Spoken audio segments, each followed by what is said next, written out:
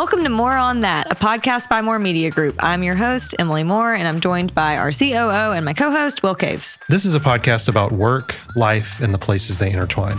Each episode, we'll talk to a cool guest who's doing great things, chasing a dream, or just making cool things happen. And this episode was so fun. We sat down with Chef Nick Wallace. He's an award-winning chef who we're so lucky to have right here in Jackson.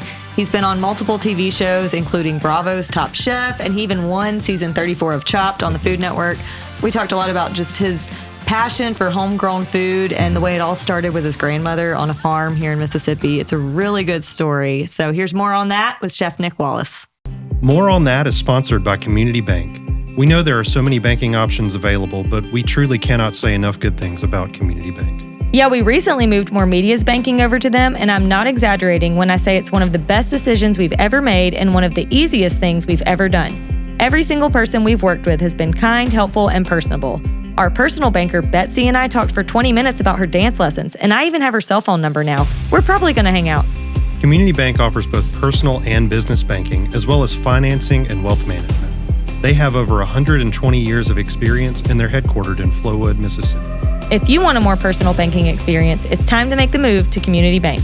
I promise you won't regret it. Visit communitybank.net to learn more. That's communitybank.net. Member FDIC. Welcome, Nick. Hey, how's it going? Thank you. Thank you for having me. Thank you. We're so glad you're here. I just said you're a chef. I don't know why we didn't think to have you bring food today and we could eat on the podcast and try your stuff right here. It would have been fun, too, because I got some goodies in the kitchen. Oh, yeah. Man. But I feel like that would have been like just cruel to do to the listeners, like us sitting here talking about how good it is. And also just like mouthful of food. This is so good. Yeah. No, that's great. And we actually did have your cooking, though, recently. We went to the Hen and Egg last week, and I'd never been, but it's wonderful. Awesome. So good. I mean, I've had your cooking before, but not at the we Hen had and a Egg. hard time because we both were like wanting everything on the menu sounds good. I had the which came first sandwich though. Okay, yeah. Oh my gosh, so good, so good. And it was as big as your head. I only ate half, and then I brought it home and ate the second half for lunch the next day. It's huge. The catfish. I had the catfish. It was so good. Yeah, so good. Everything's good. We actually got a shameless plug, a bottle container of your seasoning, whatever you call it. It was. I'd had it before. 26. Yeah. So good. Yeah. We used it that night, actually, ironically. So yeah, Hen and Egg is great. So you and I have known each other for a couple of years now, and I mentioned I've had your cooking at the Hen and Egg. You've got a lot of projects going around the state. We work together, traveling across the Southeast, doing some grand openings of a healthcare clinic or a series of healthcare clinics. And it was a lot of fun. So we got to know each other on the road a little bit. But I'll take it a little bit farther back than that, just from your beginning. So a lot farther back than that. So tell us about like growing up, like, kind of where you started and how you got going. So I was raised in Edwards, Mississippi on the farm. And I don't know, I feel like I'm just one blessed person, So I grew up there with my grandmother, Miss Lennel. So Lennel is the best chef I'll ever know. So we only had about 3 acres, and the farm was right in front of the house. So as soon as you walk out, you can kind of see the farm, and it went downhill. And apparently it was done on purpose by my grandfather. And he wanted a lot of the rainwater and all just to kind of wash down. I never thought about that, and I think it needs to be done again. And I'm sure other farms has probably mastered that. But it was beautiful to walk out the front door and you're seeing, stalks of okra and those kind of things. And you might be stepping on like sweet potatoes. It was just a beautiful thing. And just don't step on the chickens, but most of them won't let you. But I grew up in that kind of atmosphere, and my grandmother just really nurtured me. She taught me how to forage. We had so many dewberries that ran pretty much on our fence line all the way around those 3 acres, which was beautiful. But I didn't really indulge into the dewberries until, at a very young age, I got curious. I wanted to go out there and start eating things. Yeah. And I remember my first time going out there, grabbing me one of those big plump dewberries. In my mind, it was sweet. It was like candy. I'm a kid. I could I could just eat all these. And it was not that. and I remember just getting it and going back, kind of whining to my grandmother, was like, what can we do with these? Like, they're so tart. It's like sour candy. And she said that go ahead and wash them off, soak them in water, and then I'll show you tomorrow how it's done.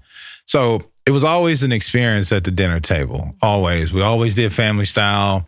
And every single morning, everybody in that house, if you slept in that house, you had to be up at 5 o'clock every single morning. When my grandfather got up, every soul, every probably chicken and everything else had to be up. And that was his philosophy. So breakfast was served at 5:30 every single morning. And my grandmother always had like cast iron skillets of biscuits and that kind of stuff. And that's one of the reasons why my logo has a cast iron skillet. But that morning, I remember having that beautiful smell of nuttiness and sweetness of that biscuits to come out the oven and it's sitting there in front of me. And there was this jar, and my grandmother told me to open it up. She said, just twist the cap off. So I twist the cap off. She said, grab a biscuit. And she said, peel it open, because you're going to be filling it up. So I did that. And she gave me a spoon, and I put this spoon of this jelly kind of jammy kind of stuff, and I put it in the middle, and she said, close it up, and I want you to eat it just like a sandwich. And I ate that warm biscuit with this jam in the middle, and I swear I fell in love with that woman all over again. And it was a dewberry jam that she made. Did she tell you before you took it, or was it after? And you were like, "This is good. What is this?" It was after. It was after. Yeah. But it's just remarkable. But that's what I think. Food is just such a superpower. Well, and what a lesson for you to learn too, that like everything has purpose and use here on this farm. Like you were like, why are we growing these dewberries? They're too tart. You can't even eat these. And then to see, no, we can use this for something. Like everything here has a purpose. Like as a young kid, that's an important lesson to learn, I think. It is. And I feel like a lot of people our age I feel like we're sort of the last of the generation that grew up with grandparents who farmed and stuff. I mean, my grandparents had muscadines and just rows and rows of muscadines. So similar thing. Yeah. We'd go out there, we make muscadine jelly. When I would stay with them, 5:30 was late to them, we did 5:15 breakfast. So y'all were sleeping in. But we would get up and turn on whatever they wanted to watch, the Today Show or whatever, and sit there and shell peas and do, we'd be sitting on a bucket in the living room with a bucket in front of us doing the peas and stuff. It's like you talking about that just takes me completely back to similar and it things. sounds like a storybook childhood. Like whenever you were describing kind of like the walking through, and all the vegetables and the chickens and the dewberries, it's like, there's not a lot of that anymore. And it almost sounds magical, like to hear you talk about it. It is. It is. So that's where your love of food kind of began. And I mean, did you ever just think, oh, I like to eat this, but, or was it an immediate, I want to know how to make this. I want to know what she's doing. Was that from a young age or did that come later? No, it was a young age. Because my grandfather gave me two options. You either come out and you cut puck wood, or you stay at home and you learn crafts at home.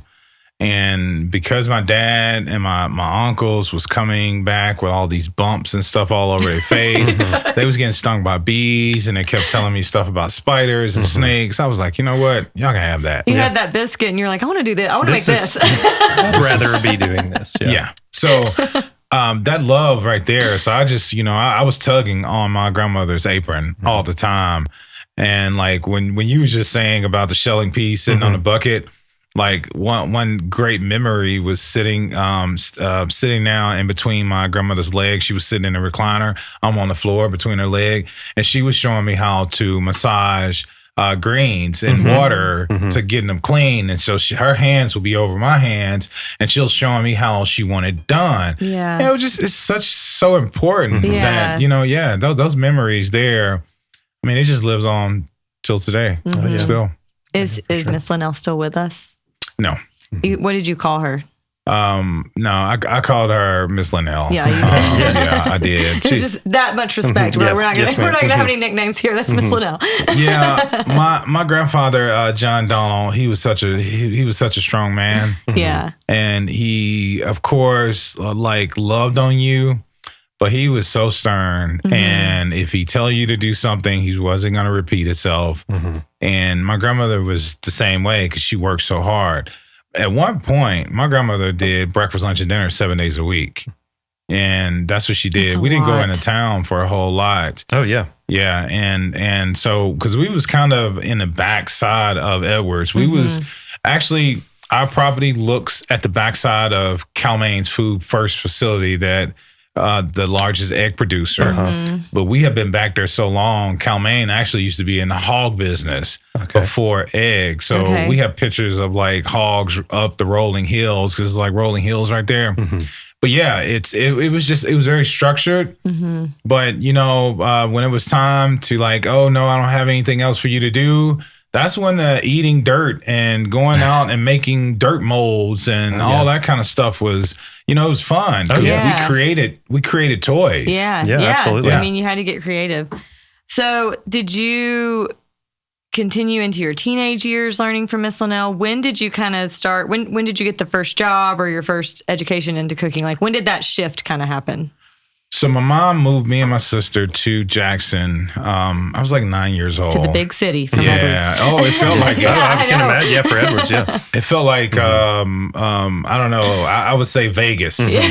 So many lights, big traffic, you know. But we moved here and we moved to West Jackson. That's where we kind of stayed for a while. My mom worked 2 jobs, so me and my sister, even though I'm the little brother, I was like the big brother because I could cook. Yeah. So every morning I would cook breakfast. Every time we get off the bus, I'll have food ready for my sister because she's like 4 years older than me.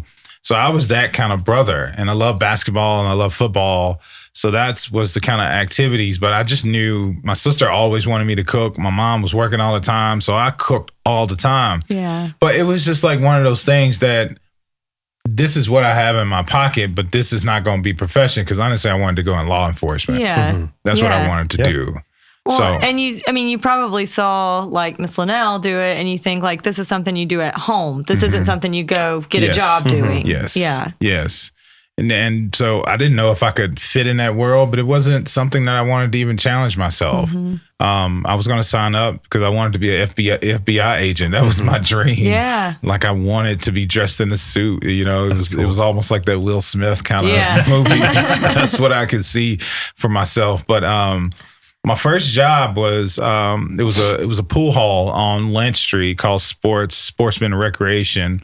I used to go and after school, sweep the floor, mop the floor, and do things. So I used to get like free like fried chicken wings and fries and stuff like that. So I did that and would walk home. So I did that for a couple of hours and earned like a little money. So that was my first kind of gig. I was 12, 13 years old. And my sister used to always put in my head, like, you know, I really think you should go out there and work at one of these restaurants. So my first job was Fernando's on Lake Harbor. I think it's something else now, but I worked there. But I was a dishwasher for a while, and I was just learning. Like when I saw that culture working on the line, it was like an orchestra. Like they was pumping out food so fast. I'm like, you know, like that. So I did get a chance about a year later to knife skill. My knife skills has always been good. So I got a chance to cut like fajita vegetables and stuff like that. So that was kind of sparked me. So I was like 15 at that point. Wow. Cool. So I managed to get Jeff Good to give me a opportunity at Bravo. So I did a little bit of saute and all with Dan Blumenthal. And then I went over with Derek Emerson at Schimmel's, if y'all remember Schimmel's days. So worked there. So that was kind of my spark. So at that point right there, it was no turning back. Yeah. I was hooked. Yeah. Well, once you saw like, oh, this is a thing that I could do for I don't have to just do this at home. I mean, I can make money doing this. And it sounds like you were still enjoying it at that point. And you learned from, Jeff and Derek and Dan are, titans of the Jackson food scene, which is, you know, for people that aren't from here, Jackson is very much a foodie city. And so it's those names, you know, if you're not from around here, they may not mean much, but that's quite the resume. You know, those are the big guns here. Yeah, for sure. And I'm super thankful for, you know, just to have them in my life. And I did a little bit of Outback Steakhouse because I was so addicted to those wings. I needed to know how y'all make them. Or the bloomin' onion. Yes. That's what I would have wanted. So I bounced around a little bit. I always worked like two jobs. I was in 2 kitchens almost all the time. And then I met this beautiful woman named Kathleen Bruno. She was the wife to Louis Bruno that opened up like Bruno's on Lakeland, which I think if that restaurant was open in this era right now, it would be like game changer for Mississippi. If y'all remember that. I do vaguely remember it. I don't think I ever went, but I remember Yeah. Hearing about it and stuff. Yeah, So. he just, to me, he's such a talented chef. I think it was just done too early. Yeah, just ahead of his time. Yeah, he had Miss Sue that was doing Thai. So one part of the menu was Thai. Then he had Ashley Allen from St. Thomas. So it was one part of the menu was Caribbean. Oh, yeah. And then you had Louis Bruno. He had the other part, which was New York style food. And it all was that variety. Yeah, that would have done really well today. For sure. I mean, I think that's really cool. So you met her. Did you work there? No, so I was going to Hines Community College. Okay. I got a chance to meet her. She was indulging into like the Viking, and she was a teacher over there, and she is such an outstanding chef. I just learned so much from her just talking, and a lot of the restaurant scene back then was, it was a little infested with, the culture was going towards abuse. The alcohol, the drugs, and things like that. A lot of things is cleaned this act up, in this day and age. But I guess certain people in my life kind of seen certain things for me. But she told me to go into the hotel business. So I went and filled out an application for Marriott downtown, and that's when it was booming. I think it was doing like $13 million a year. And the chef there was Dave Romines. And I guess Dave seen something in me, because I said that when in my interview, I said I wanted to take your job. And I know it was very cocky, but I think it was the best thing that hit his lap, because he wanted to go out and be a corporate chef for them. Yeah. And and I think he loved Jackson, but he just wanted to go out there and start traveling. So he was like, I'm going to hire you. So he hired me as a sous. And about a year later, I became exec chef. I had a brigade system of about 67 people. Wow. I was 22 years old. Oh my gosh, that's a big jump from Miss Lennel's kitchen. Yeah. Like, how did you feel overwhelmed by that? Were you energized by that? Oh, I was very overwhelmed. Yeah. It took me a little while, and he babysitted me for about a year or so. But the good thing about it is I've always been good with math. So getting food costs and labor costs, it's a big deal for those big corporations.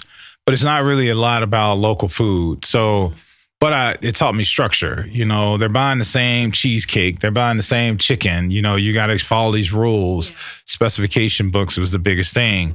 And I followed those rules and did pretty well. I did 10 years with them. 4 of the years, they needed me to go to Anchorage, Alaska, and solve a problem. But the problem went to a long problem for almost 4 years, because it was a union house. A lot of them went on strike. So I went out there and I got hooked. I was like, can I stay out here and find a chef? And I came home like every 60 days and I stayed there. And I think that kind of opened my mind up to a lot, because I got to meet so many different cultures. I got to just experience everything.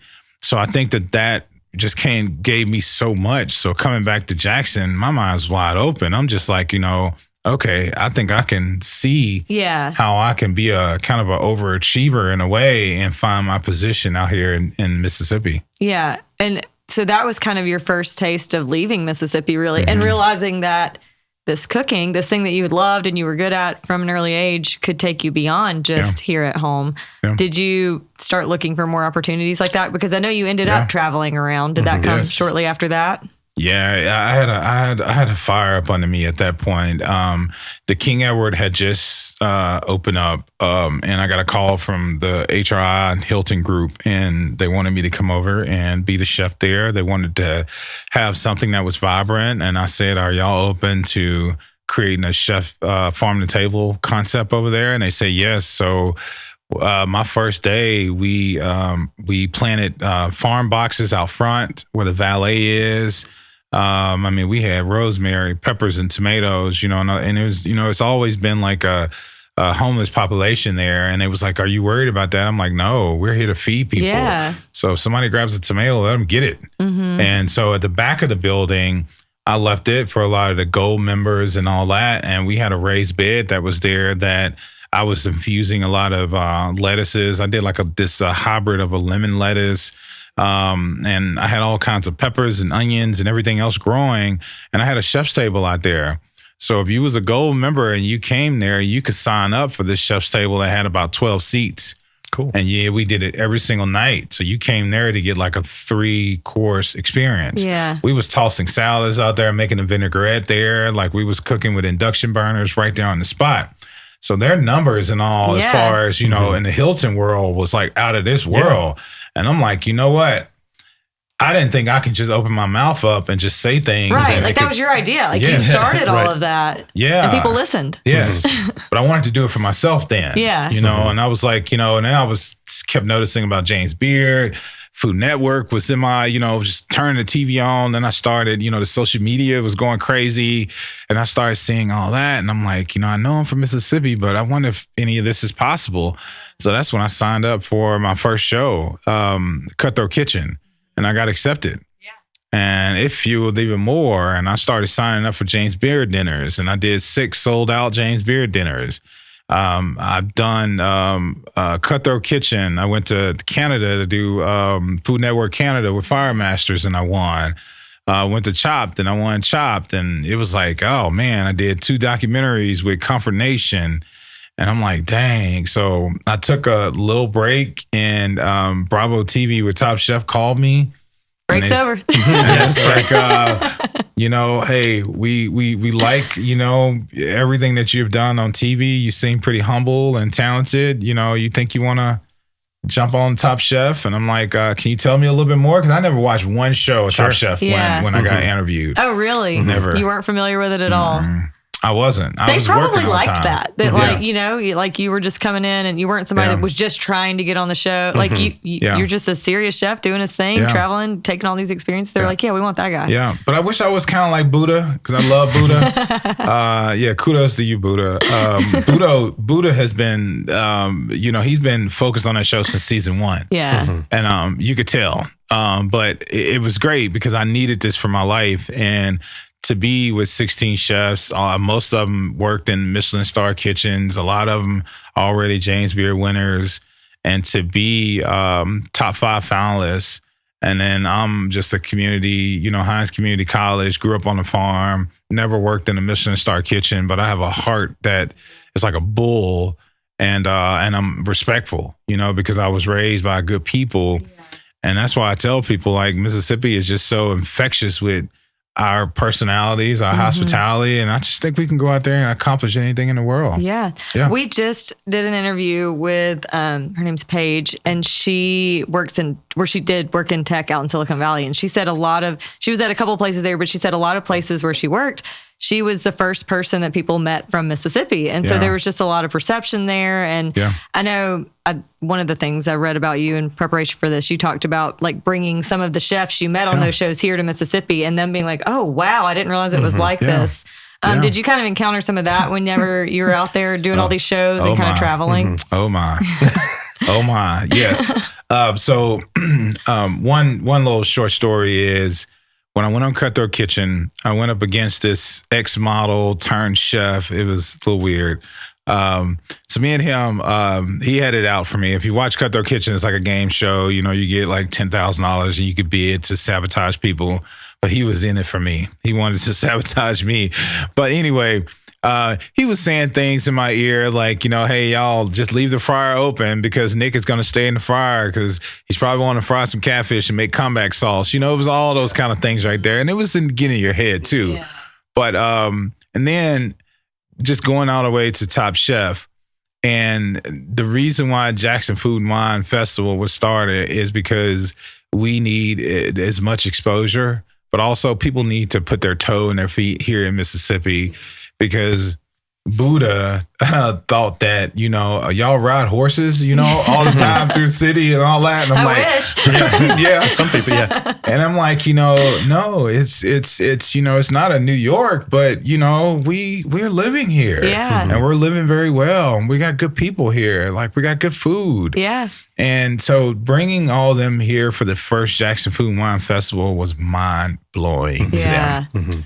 But I took them to catfish fishing. I wanted them to experience every single thing. I wanted you to see the Madison. I wanted you to see the Jackson, the Fondren. I wanted you to see it all because you need to. Yeah. So now you can go back and say, you know what? Jackson is all right. Yeah. Yeah. Well, and there is so much diversity in the foodscape here. You know, it is there. You can get the fried catfish and the comeback, and it's amazing. Yeah. But there's so many other things you can get too. And so for them to get to see that and experience it for themselves. Yeah. Sorry, I think you were about to say something. I cut you off. No. And I was just going to say, it's, you mentioned farm to table. You literally had farm to table growing up. And then, but your concept of farm to table with at the King Edward was probably, I would imagine, as close as they ever got, depending on where they grew up and stuff. So you literally, was there ever a moment where you kind of throughout one of you rattled off a list of things that you had won, as just glossed over it because it's no big deal. It's a big deal. This is super cool to hear about. But was there ever an instance on one of those shows where you kind of drew on your childhood, or you're like, oh, if I put these two ingredients together, they may not know about this, but we used to do this at home and it made the dewberry jam or whatever it is, anything like that? I've done it a few times, but it goes back to Padma. This is when Padma was the host for Top Chef, and we had the biscuit challenge, and so I just want people to know, me bringing my seasoning, me bringing the Mississippi map kind of cookie cutter. I didn't do that intentionally. I just saw some cool things that they may accept for me to bring, because they may not. They go through all your stuff. So some things they're going to allow and some things they're not. And it worked. I didn't intentionally do it, but I just thought that this could work. I can highlight Mississippi, but I also can bring back a classic. So for my biscuit dish, I did my take on the dewberry jam. Yeah. And I served it with bacon and it was a pork belly and something else, but that's how we ate. But Padma, I told her, I said, I really wish you come here and spend some time in Mississippi just to see the culture, because one of the challenge I won, she was like, cheese doesn't go with seafood at all. And I remember I made a dip for another challenge and I put the seafood and cheese, you had it, Yeah. It's one of those things, you put them in quesadillas, all that's great. But when I did that biscuit and that dewberry, I didn't care less if I won or not that challenge. It was something that was important to me and for people to see. And I did very well on it. And it got so many comments and so many things that happened from Mississippi. I'm just glad it just stood out. Yeah. But it was, all I could think about was Miss Lennel. And that's what I was thinking about too. And how she would be so proud. How cool for all of the success you have and all of the great things you've done and the attention you've brought to Mississippi and the food scene here and showing off our culture here. Yeah. And all of that started with her. What a huge impact. That's amazing. And I feel like it's rare to be able to have that kind of impact on someone that extends as far as yours has. Yeah. So I know she would be proud of you and all that you've done. It's, we don't have a whole lot of control at all about what tomorrow's going to bring or the next few minutes. But, hen and egg is so special to me. And I think everybody deserves a hen and egg. And when I tell you the meaning behind hen and egg, you will know why I say that. But the hen is a representation of Miss Lennel and the egg is me. So everything that's designed on the menu is past and present. Yeah. So she used to make ketchup, hot sauce, all those things we make in the house. And I think everybody deserves a Lennel. Mm-hmm. And that's the reason why I think everybody deserves a hen and egg. Yeah. And when we did our second location inside of the University Hospital, I look up in the sky and I just, I know she's smiling. Yeah. Because I just want everybody to have a piece of her. Yeah. That's awesome.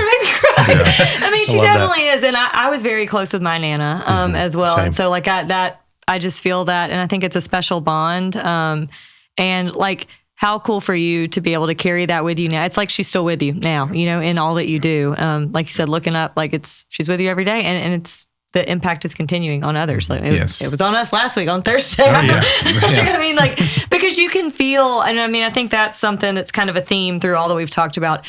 It's not just cooking. It's not just finding the best ingredient. Farm to table, great. Best ingredients, great. But a lot of it is the passion that comes through. And that's something that you can't really teach and that you learned from a young age from the experiences you had. But I think that you can feel that. I do think in the food that we eat from your restaurant, you can tell there was intention to every ingredient that went into it. And that makes a huge difference. Yeah. Yeah. It was so cool to be there. I mean, when you mentioned, now that we've eaten there, I feel like it's precious to us too. I'm gonna go back all the time to the. Well, especially now that I know the Hen of Miss Lennel, I'm going today. But it's so good. But we, that is infectious with your staff too. Just as a compliment. I mean, we were in there for probably an hour and a half, maybe, just because we turned it into a meeting, as we normally do when we get together. We just start yapping. But your staff, some other restaurants, the staff is they want to be nice. I mean, they want to be nice, but they want to make sure. Oh, well, let me make sure they're good, so I can get a good tip or whatever. And your team, I felt like they, it wasn't just that they were trying to upsell anything or trying to do whatever. They're just like, hey, how's it going? Like asking about it. It's so nice, and it was just so cool. We were in there. It was us, and there was. We overheard some architects talking. A statewide elected official walked in. Yeah. This is a place for everybody. It was really cool. So kudos to that. It's really great. Which kind of brings me to why Jackson. You've been all over the world. You've been all over. You said you've had these amazing experiences, but you came back home. So what brought you back? Yeah, my mom has been trying to get me to move away from Mississippi for a very long time. But it's just. You hear that stereotype, and I'm sure it's true, that you can't make it in, or be successful in a place that you grew up with the same people you grew up with, elementary, middle school, that kind of stuff. And if I leave, I just think about both of my grandmothers. I think about, my uncles, my cousins. I just want to kill some of those. Those not the stereotypes, but we wasn't taught, or we didn't have kickstarts in life, coming up. We had to fight our way through. And, the finances, wasn't there, but we was rich in a way. We was rich because we knew how to feed ourselves. We knew how to grow vegetation. We knew how to deal with the animals. So we was rich in that way and rich in the mindset, but we wasn't rich financially. And I want to break it. So now we teach this thing about investments, and, we talk about saving, we talk about, banking, we talk about those things. That's the reason why I got involved with Hope Credit Union. I'm a brand ambassador, been a brand ambassador for them for 6 years. So they're part of our business too. So we have like first time home buyers, some of our team members that did not think that they can go out and buy a home, and they can. They have bank accounts with them. They go through financial counseling through them. So I don't want it to just be about food, because it wasn't just about the food on that farm either. It was about a way of life. But, of course, you couldn't wait to get to that dinner table. And those are the things that you talked over the table, but it has to be about every single thing. So hopefully when you come and experience some of our team members, you can feel that. Because we have to be involved in their life for them to show up with a smile and be courteous and want to be there. We want people to be excited. And we also eventually, I want to be somewhat of an employee-owned company. I've worked for a lot of people and made a lot of people a lot of money. And I just want to be able to do things for people, kids. It's just. I'm not in this to get rich. I'm in this just to have a great life and have a good impact on people. And I appreciate, like, Stew Pot. Last Friday, I got the Community Leader of the Year award for 2026. Like, we're big into the community. We do Homeless Day every single year. We give away food almost every single week. Like, we're impacting our neighborhoods in Midtown, downtown. We're at UMMC. We're encouraging people. Our staff is trained there to know that you're not just going to walk up and see a surgeon. You're going to be meeting people maybe from Minnesota that's coming down here because somebody is on their deathbed. Impact their life. Just be there. So I just like the elements of I just know my grandmother is proud. She is. It's like, you know, we're oh man, we got a lot more work to do. Oh yeah. Yeah. And I'm glad I got a 8-month-old now because she's gonna have to keep me young, going. Yeah, you got a lot more work to do. Well, that's a good, segue into what's next. Yeah. Like, I know you got a lot going Yeah. on. I don't Yeah. even know if there's room for anything to be next. You're kind of juggling a lot right now. Well, the main thing we are focused on is financial structure. That's what we're doing because we're a grassroots company. So I can't wait to write that personal book for people to understand. Being an entrepreneur has been a fight. You know, I have been an entrepreneur now for 9 years, and I remember the first 2-3 years, you know, credit scores like going down because I'm missing mortgage payments because I don't have that much, but I want to make sure my team has payroll. And to keep all that embedded in your head and not even be shared to your staff, and you have to go home with this, you know, it's almost like a parent. You know, sometimes you're starving, but they're fed, you know, and I treated it almost like that right there. So I want when people look at us, like that's us. We haven't had like people throwing money at us. Like we are a grassroots company, and I want to stay with that philosophy because it just means more. I'm glad I didn't have that silver spoon. No, you worked for it. Oh yeah, absolutely. Oh yeah, because I tell my staff now, nobody can outwork me, and we keep that going because now I have my staff telling me that nobody can outwork me. But we just create a culture that is a family atmosphere. But what's next for NWC? I'm gonna get back on TV soon. I've been focused on just the structure of acquiring like really good talent. We are building a almost a 5,000 square foot hen and egg in Madison.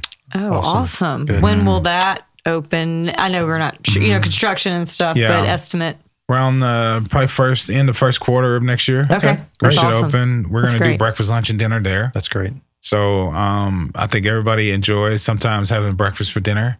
Oh, I do. Yeah, me too. That's a regular in Me our too. house. Yeah. So we're going to bring off these rum aged kind of steak and eggs. We're going to be aging our own beef there. We're going to have a bar there. So we're going to be muddling a lot of fresh fruits. We're going to have a dewberry drink there. Love that. We're That's going to special. do a lot of things because at the Sun and Sand, you know, it's a state-owned building, but it's very small. It is small. Yeah. Yeah, we have maxed out. We just added outdoor seating. So when y'all come back, y'all will see outdoor seating now. But we have maximized that space completely that we couldn't add alcohol in there. Yeah. And this is a true success story that I wanted to share. I think, have made a name for ourselves at Hen and Egg, at Sun and Sand, and we have done it without alcohol. It's all about the food. Oh, and when we were there, I mean, it was lunch, which I know some people drink at lunch anyway during the week, Yeah. but it was packed when we got there. And like Will said, we stayed a while, and there were so many people coming in and picking up to-go orders and Yeah. going out. I mean, it was a revolving door the whole time we were there. Yeah. And so it is, I mean, it has certainly made a name for itself. It Yeah. was packed out the entire time. Yeah. Like I told you, everybody deserves to have a Miss Lennel. So we're going to try to put Hen and Egg as in many places as we can because we know how many lives and people we're going to be able to impact on our team. Yeah. And their kids and all. But that's why I'm here. That's awesome. Love that.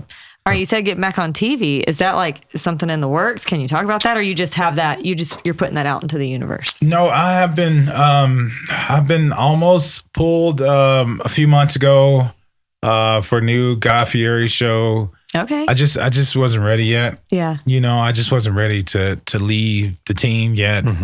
But I gotta go. Yeah. I really do. I like it because of the generation, because we also are involved with schools. But what it does to a lot of these kids, you know, and a lot of these chefs, you know, it's a lot. We got a lot on the team that they would love for their parents and all to see them doing something great and see them on the big screen one day. And I'm not saying that it's going to work for everybody, but you know, if it works, it works. Yeah. But I think you just got to focus on yourself and believe in yourself. But I think it works, and I just think it's good for Mississippi. Yeah. So I think I'm going to do a couple more shows, then I'm going to start judging. Okay. Oh, that's cool. Yeah. That would Yeah. be good. Well, it is. I mean, you're so good at what you do. The passion comes out. You've got these amazing stories of, I mean, just getting to talk with you today has been awesome. Just hearing how you got into cooking and to see how it's grown. But also, like, you're so fun to root for, and you're so good at what you do. Thank but you. I think people like seeing you. I think we all want you back on TV. Yeah, absolutely. Absolutely. It's fun. Thank you. Yeah. Thank you. Okay, we ask a question every episode, and we may have already gotten into it, but we ask, what is your more on that? You know, it's the name of the podcast. That means what is something that you could talk about all day? It doesn't even have to be food related, but just something you love getting asked about, you love to talk about. And it's okay if we already touched on it, but do you have a more on that? Yeah, I probably got a lot of more on that. Trying to round out one. I would say family. I could definitely talk about my family all the time because, I mean, it just wouldn't be this this fire inside of me without them. I love it when I can go home. I love it when I make phone calls. I love it when I text. I love it when I FaceTime. You know, FaceTime all the time when I'm sitting right there trimming down pork belly. You know, it just influences a lot. And they encourage a lot, and also they know I'm on a mission. Yeah. And they know I won't be doing it as hard as I'm doing it right now forever, because I do have a dream to be riding in that 2-seater one day, headed to be on somebody's boat, headed out in the water. I think we all have that dream. Yeah, that's right. Yeah. So one day, but you got to work kind of hard to get to it. But it'd be family, and also I'm addicted to spaghetti. Okay. So Family and spaghetti. That is very well-rounded. That's your Can't next beat that. restaurant venture. Yeah. That's fun.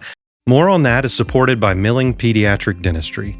Emily and I both actually take our kids to Dr. Milling, and we always talk about how amazing she is after they've had appointments. 100%. My kids have gone to Milling Pediatric Dentistry since their teeth came in, and I cannot recommend Dr. Milling and her team enough. You know my daughter Ren is an anxious kid. She was super nervous the first time she went to the dentist, but Dr. Milling and her staff made her feel so safe and happy, and now Ren loves going to the dentist. So does my daughter Lily. Dr. Milling and her team offer specialized pediatric dental care, orthodontic care, and sedation options.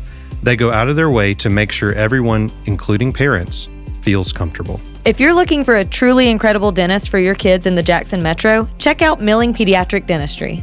Learn more at millingpediatricdentistry.com. That's MILLING pediatricdentistry.com. Well, cool. Well, we want to do towards the end. We always do like some rapid fire questions, some quick hit answers as we finish out our time here. What's your favorite dish to cook? Oh man, favorite dish to cook? Pig cheeks. Pig cheeks. Interesting. Okay. Yeah. All right. I don't think I've had pig cheeks. Oh, Are those available at the Hen and Egg? No. I did it for the dinner with Hunter Evans for the first night for the Jackson Wine Festival. But I've been taught to cook pig cheeks a long time ago from my grandfather, John Dunnell. He used to do it outside over fire. Yeah. And this big Dutch oven pot.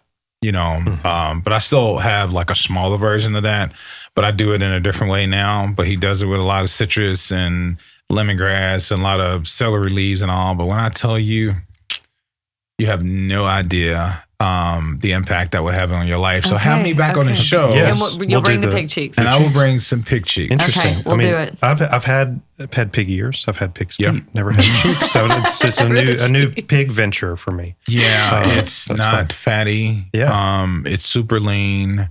And if you cook it just right, you can add, because most of them are, you know, kind of the size of a tennis ball or so.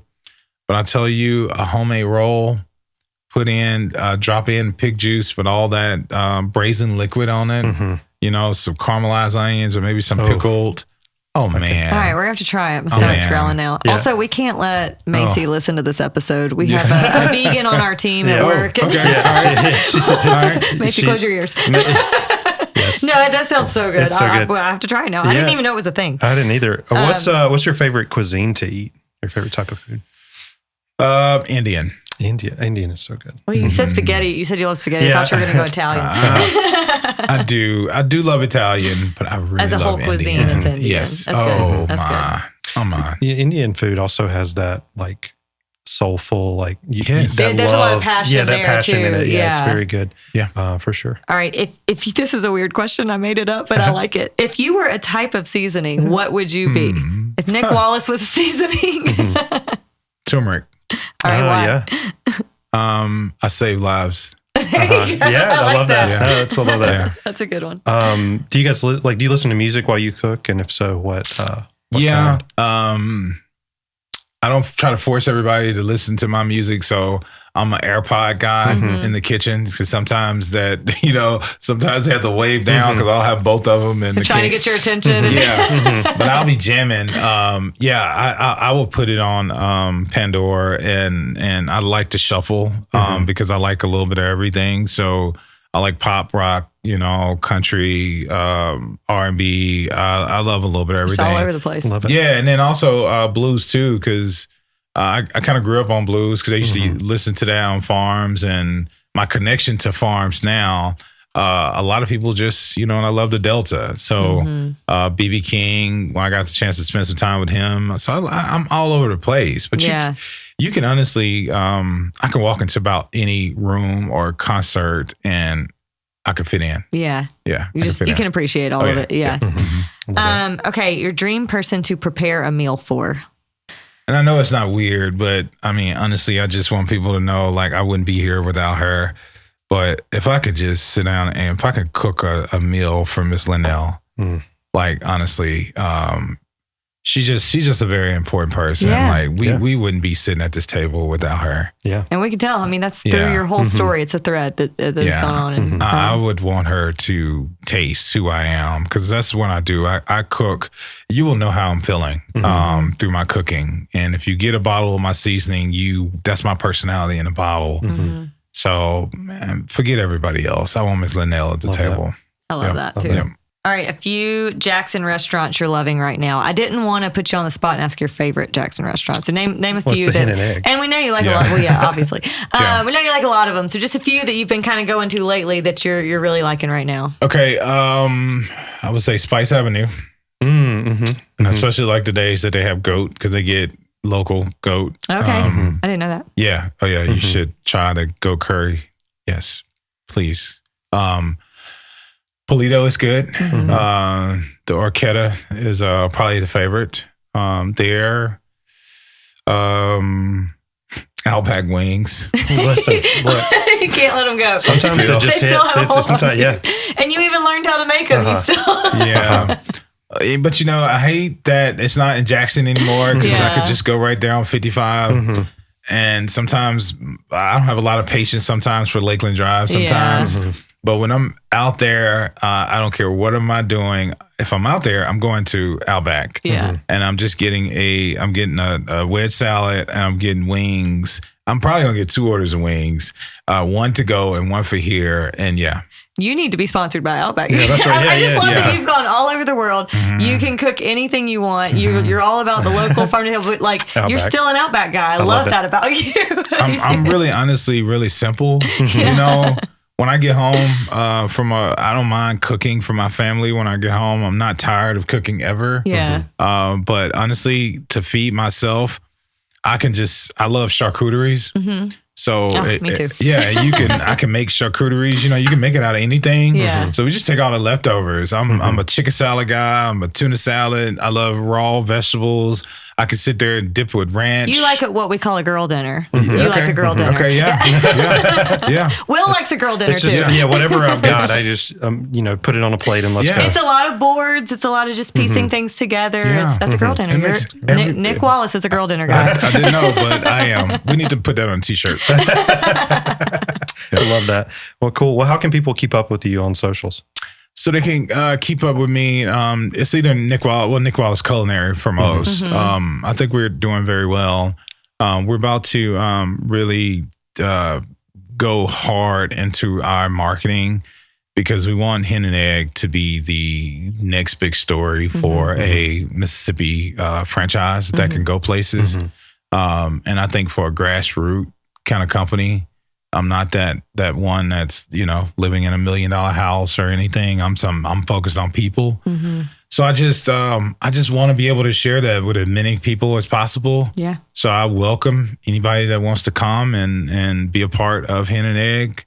But if they want to, trail on with that story, they should just tap in Nick Wallace Culinary. Yeah, absolutely. Great. Well, thanks, Nick, for joining us today. Welcome. And thank you guys for listening. You can check out more episodes of the podcast at More on That. We're on Instagram or at themoremediagroup.com. That's more with 2 O's. This episode is sponsored by Fuse.cloud. Fuse.cloud delivers technology solutions to thousands of businesses across the country. We've used them for internet at our office for years, and we couldn't be happier. Their customer service is seriously top-notch. Yeah, we don't often have issues, but whenever we do, they're always immediately ready to jump in and help. We love these guys so much that we even named our password after one of their team members for a while. Yeah, Ben is the bomb. And our clients were always so confused, like, who's Ben? And while you aren't required to reference their team in your password, you should look into using Fuse.cloud for your business and internet needs. They also offer other services like voice and managed IT, and they're based right here at home in Jackson, Mississippi. Check them out online at Fuse.cloud. That's FUSE.CLOUD. This may be obvious, but More on That is sponsored in part by our company, More Media Group. We're a full-service marketing and public relations agency located in Jackson, Mississippi. We offer help with public relations, advertising, social media, branding, and website design. Yeah, if it falls under the marketing umbrella, we can help. Our team has worked with clients across several industries, including tourism, healthcare, economic development, higher ed, food and beverage, and more. If you think we'd be a good fit, check us out at themoremediagroup.com. That's more with 2 O's.